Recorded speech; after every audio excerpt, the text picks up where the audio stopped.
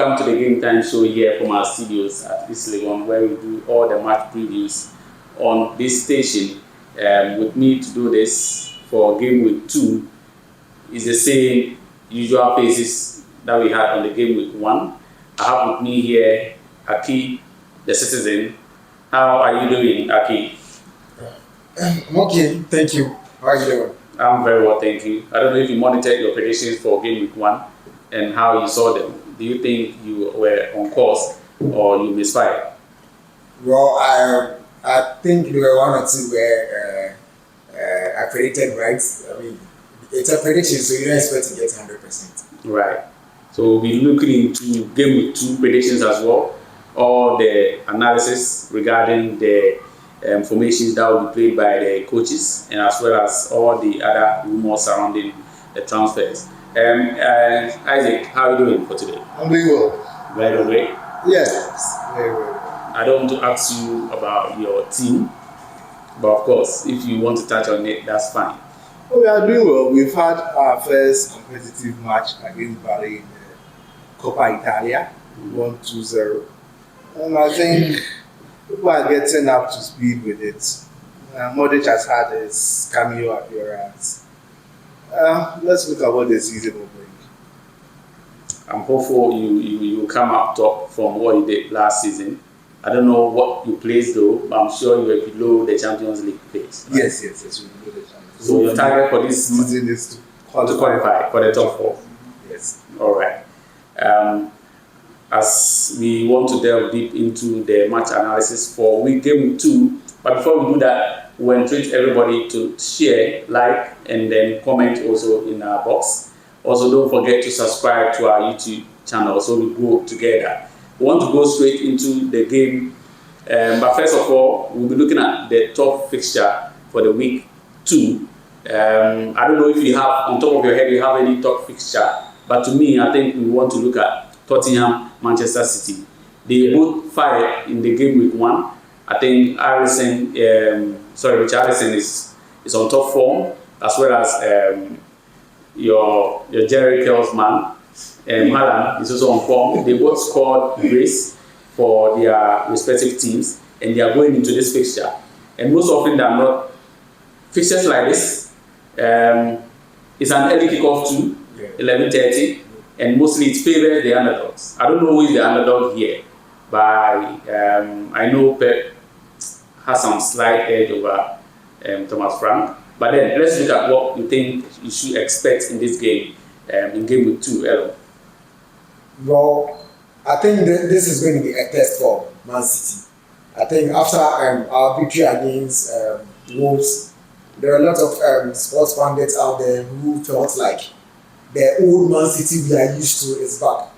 But I think we still need to give it time since we are now integrating some new players into the squad, the first 11. So, I mean, it's kind of like going to take some little time to, get them involved fully. But then I think it's going to be a big test for Pep. So I think maybe there are going to be some lessons learned at the end of the day. But hopefully my team comes out with a victory. Okay. So I'm still waiting for my team. You are going to be biased towards your team in terms of prediction.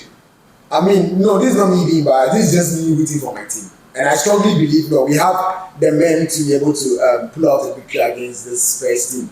Though, I mean, this is like a different-sided Spurs team, Thomas Frank team, who looks like they scored a lot. They are not really defensive. Yeah. If you look at the attacking aspects of their game, they are really scoring. Yeah, and that's why we need to be four shots defending. We've lost the best player in the world currently in Rodrigo Cascante. Who sits in front of the defensive line to give them shield. So currently we don't have that, and then we are very. Are you saying you not replace them? Oh, we have a defensive midfielder in Nico, but just like we all have past issues. We are yet to see more exactly. So but hopefully we come out with a victory. So I'm still waiting for my team. Is it going to a score draw? Do you think you are going to win by a wide goal margin, or you think you are going to lose to Spurs? I should predict a 2-1 victory to City. 2-1 victory. You are going to play away. This is not a home game. Playing home. Are you playing home? Yeah, it's a home game. Okay. All right. So Isaac, I don't know what you think will be the prediction for this particular fixture. I am seeing A goalless draw.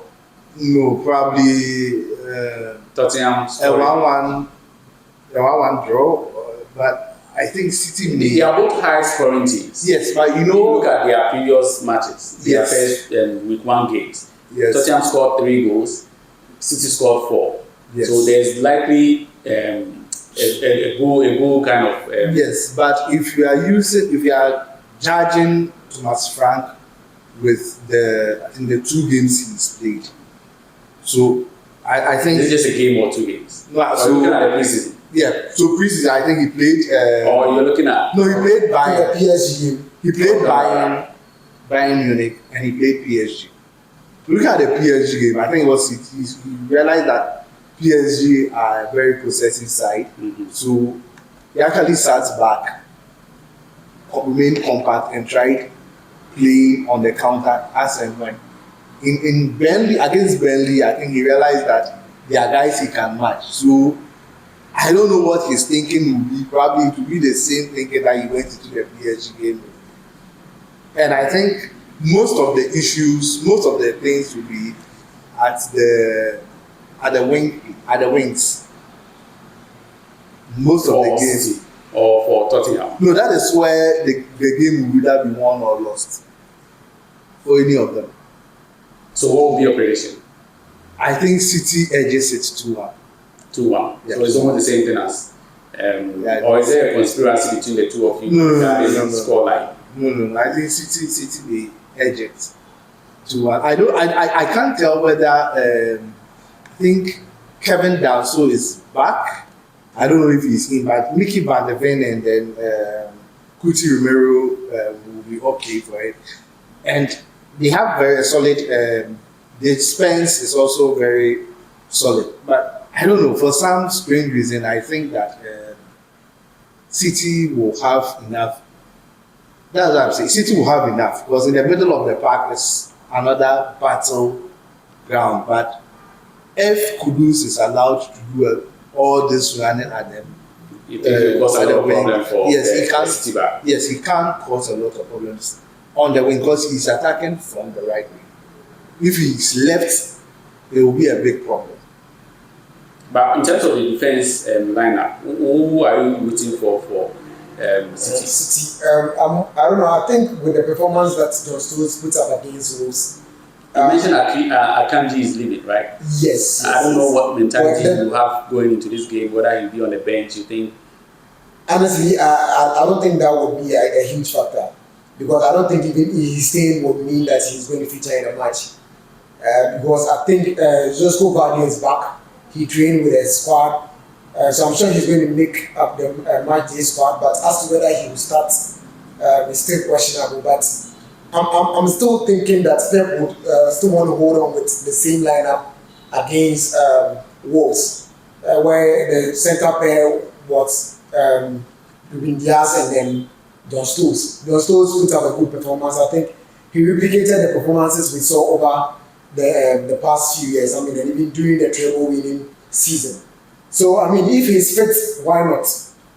He should be in the lineup. Yes. Or Yes. probably on the bench. Yes. Okay. So let's go on to the second game, which will be the first game for the game week 2 actually. Okay. West Ham and Chelsea.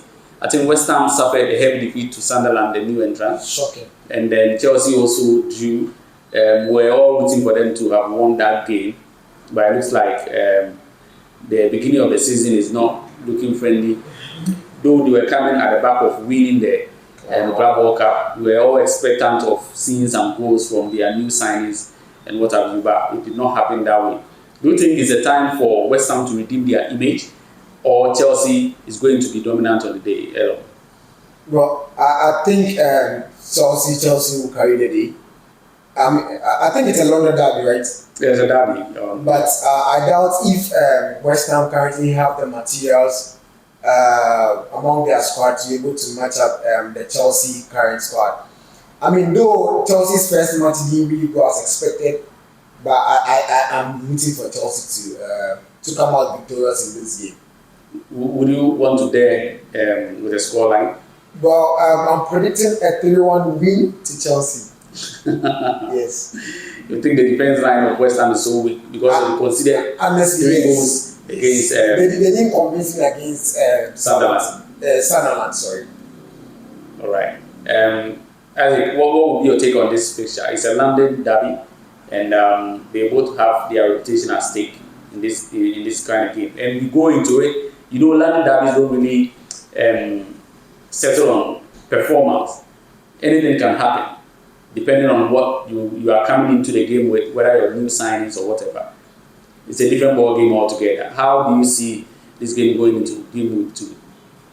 I don't think. I think this match will definitely follow the form guide, and Chelsea is going to win this match, not less than 3 goals.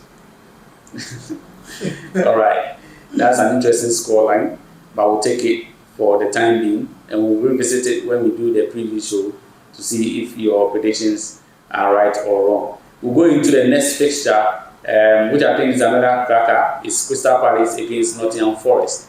With the whole transfer issue surrounding Crystal Palace, with Eze leaving, their talisman is no longer going to feature for this particular game on Sunday.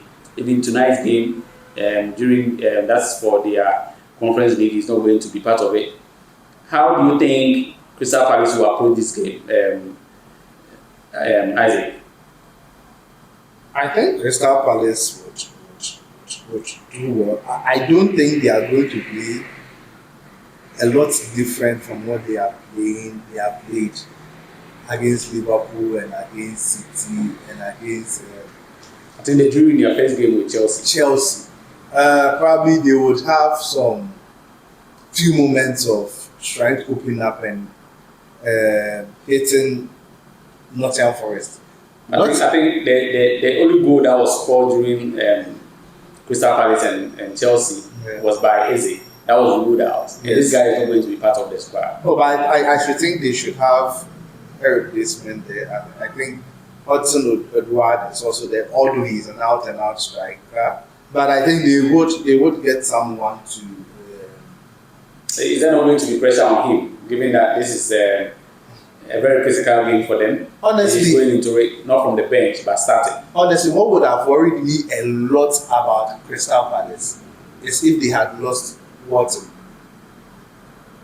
Okay. Because I think Watson let them click in the middle of the park. The England guy. Yeah, the England guy. Right. Watson. He is the one that let them click, and he controls things for them, passing here and there and other things. Yes, Eze would bring his. No, but he's not going to be part of it. What? No, that's what I'm saying. What would have worried me a lot if Watson wasn't there. If Watson is there, I think that the team is big enough for them to get a player to fit into where Eze plays. So I think it's a like for like kind of. No, I think they are 2 different players. What I'm saying is that right. Eze is important to. Of course. To Crystal Palace. Yeah. You get it. But I think Crystal Palace now, from what I am seeing, I am analyzing, I am seeing how Crystal Palace is now to how City is. So where I think the world and everybody always was thinking that KDB was the most important player on the pitch, right? But in their central midfield, when Rodri went away, that's where the problem came. And I am thinking Watson is very, very critical to how Crystal Palace. No, Crystal Palace won't have a lot of the ball. Mm-hmm. So the idea is that when they get the ball, what will they do with the ball? And in Watson, they have someone that can easily release people, can easily tread passes for Mateta, can control the game, can tackle, and can do all these things. I think for an attacking player, yes, you may not be able to get exactly it, but I think they can get someone. Mind you, they lost Zaha. Oh, that was anyway. Yeah, they lost Zaha. I think they lost Michael Olise too, right? And what Zaha did before going can't be compared to what Ebrich is doing for them now. That's why I'm saying that yes, okay. of course, Olise was a very critical point, and he left, and they still had. So I'm sure they would have someone in there. Maybe it's just that the attacking side, but I am thinking that they are not so much of a lot of attacking play that when he's not there, they will find that. That's what I'm saying. My biggest problem is if Watson wasn't there around to replace him. Because no, not replace him. What Watson does for the team. He's like basically their defense engine. So when he's not there, that is where the problem. But I think sometime last season he wasn't featuring in most of their matches, and I think there were even links that City wanted to buy him at some point. But I don't know what happened. But I think this season, I think he's part of the coach's plan. And as I said, he's one important player that you might not see his importance until you see him play. You think he's underrated? Yes. Very underrated. So what would be your scoreline for that fixture? A 2-2 draw. A draw? Yeah. Okay. 2-2 draw with Chris Wood scoring and Ndoye scoring. They are new so the investors can pick this up and then work on it. Yes. Right. Ndoye, they are Swiss signing. Score again. All right. Thank you very much, Octopus. So we have the last fixture, which is Newcastle Liverpool. I think this is also going to be one of a cracker. It's on Monday night football. Newcastle, I think they drew against Aston Villa. Yeah. Even though Aston Villa were a man down, they still could not win. The whole Issa issue surrounding them, and they are going to be playing against a team that Issa preferred to play for. How do you think this game is going to fare going into match week 2? Hello. Okay, so I'll call this battle the Battle of Isaac. So I think this is an opportunity for Newcastle to prove a point to Isaac. But we know you still don't want to play for us. They will struggle. It will be so. Yes. I mean, we saw that against Aston Villa, where they were lacking that attacking presence. I think Anthony Gordon played as a false nine, and then it was evident that he didn't. Is there a specialty? Yes. So it was evident, as I said. They were lacking. There were times where there were long balls from the Pope. But then that's striker's instinct to make runs, to show the ball and all that wasn't there, and I wouldn't blame him too much. So it's just learning his way along that line. I'm hoping before the transfer closes, maybe they might find somebody in a striker to come aid them in the season. Newcastle Liverpool are looking sharp. I like what they are doing with their attacking and all that. But I think Jeremy Frimpong has reported to be out until next I don't know if it was a hidden injury. Yeah, unless he has an hamstring. So that will take him out for like weeks or months. Yeah, I think a month after the international break. That should be like after September. Yeah, okay, that's right. So that's also going to be another problem. But I believe to get a replacement for him would be difficult. Though they wouldn't be able to, whoever is coming in wouldn't be able to replicate what he would do. But it's going to be a nice game. But I'm rooting for Newcastle. Newcastle to be this one. Yeah, personally. I see a draw anyway, but then I can't take this away from you. Do you want to predict, or you think it's just a win for Newcastle? I'm rooting for Newcastle, but I'll go for a 2-3 draw. So the worst performance from Newcastle will be a draw, but they are likely to win this one. Yeah. All right. I don't know what your take is, Isaac, on this particular fixture. I think that Newcastle, they have this young striker there that they got from. But he was missing in the first game. No, from League A or something. I think they became more. I think they should just trust him. Yeah, they just should trust him to start. It's a big game, and you don't want to expose such a player. Player coming into the team, let him perform bad. No, you should just break down his confidence. The thing is that the reason why I am saying they should trust him is that put Anthony Gordon on the wing, put Elanga on the wing. If there's something that the games I have watched for Liverpool, that is the Milan game and the Bournemouth game have shown is that one, their fullbacks will bomb forward. Kodate and Van Dijk are not the quickest of centre backs. So if you watch both matches, right, it's the same kind of goals they conceded for Semenyo's first goal and for the first goal that Rafael Leao went. They just went for it. One pass, nowhere around. Rafael Leao just ran with Virgil van Dijk and put the ball there. That's what I'm saying. I want Anthony Gordon to be on the wing. Not playing through the middle like he did. No. You just to be on the wing and then find someone, a striker in there, an unknown quantity, someone that has space in there, and then try to tread the ball and other stuff. I don't think Jolinton played. Yeah, he played through the middle. See, that's one of the things too. In the absence of a striker you don't trust, you can actually play Jolinton in the middle. Yeah, I think his strength and height. Yeah, he had a strength, but I think he performs better in the midfield rather than trying to. No, so I'm not even saying that he should play because of his strength and height. Jolinton in Germany, Bundesliga, was a forward player. He actually came to the EPL as a forward player, as a striker. It just didn't work. That's why he went. So you think he should experiment this time around again with him? It's something he's played before. You can play him, but that's what I'm saying. That they should just experiment with this small ball. If he doesn't have anything, he has space, and leave Anthony Gordon there. The thing about Newcastle is that they are very good, they are solid, but because Salah and Ekitike them won't joke around a lot of the time. But I feel Newcastle can hurt them. They should just stretch the games and try to hit them on the counter. The problem with Newcastle will be Anthony Elanga, because I thought that he was holding on the ball far too long.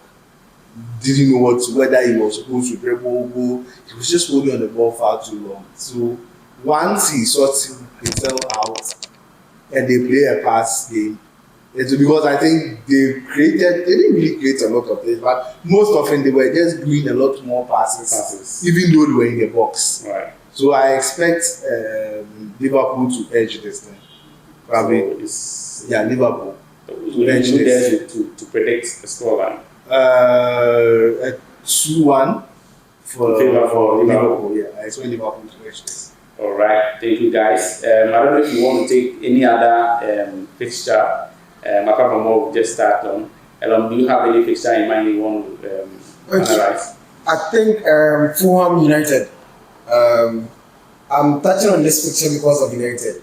So I think the match against Liverpool, against Arsenal, most of the United fans were very excited, regardless of the results. So I think here's how they played and all that. And I understand them. I don't blame them too much. Oh, they've been in 15th position last season. And I think after a match, they were still at the 15th position. So I'm sure they are eager to come on top and try and occupy a very reasonable and decent position in game 2. Well, okay, that could be another thing too. But then I think it's been a while they've seen their team put up such a performance. So I don't blame them too much. But I mean, playing football is not just about putting up such performance. It's about getting away with a point. So hopefully, if they are able to replicate that same performance they exhibited against Arsenal, this should be like a friendly match for them. The bread and butter kind of. Yeah, so I think with that match, it's one to watch because of the performance we've seen. And I'm sure Sesko is likely to start. Yes, I think he not starting. I don't know, was shocking. No, but if you look at that game, especially against Arsenal, I think it was too early for you to throw him in. He needs to really understand the telepathy of the team. No, Gyökeres had played a game or two, even though it was on 90 minutes before he was allowed to play this game. So it was actually fair on Gyökeres' part to start the game against United. But for Sesko, I think he came midway through the week before the fixture. So he has to sit back and then understand how the team plays before he can come in to influence the game. But looking at this game, I'm sure he is most likely to start ahead of Cunha playing in that position, and then Wemo with the other attacking line. So what will be your prediction for this particular game? I 3-1 victory to United. 3-1. Yeah. Right. If they replicate, the same performance, I think they can win by a 3-goal margin. Yes, please. Isaac, I don't know what you'll be looking at. Is it the same thing you want to talk about? Brentford, Villa, and I think Villa will carry the league with a 2-goal margin. 2-goal margin. Villa will do that. Anyway, Brentford is not looking like the Brentford of the old days. Yeah. So it's most likely, if Aston Villa is supposed to find their feet, they are most likely to carry the day. Thank you guys for your time and for joining the show. I also want to thank you guys for also staying and joining us online. We advise that you kindly subscribe, share, and like our videos. Help us grow together so we share the success story together as well. We'll be back with our Game Week 3 pictures and all the previews for Game Week 2. Stay tuned and join us next time in our next episode. Thank you and bye-bye.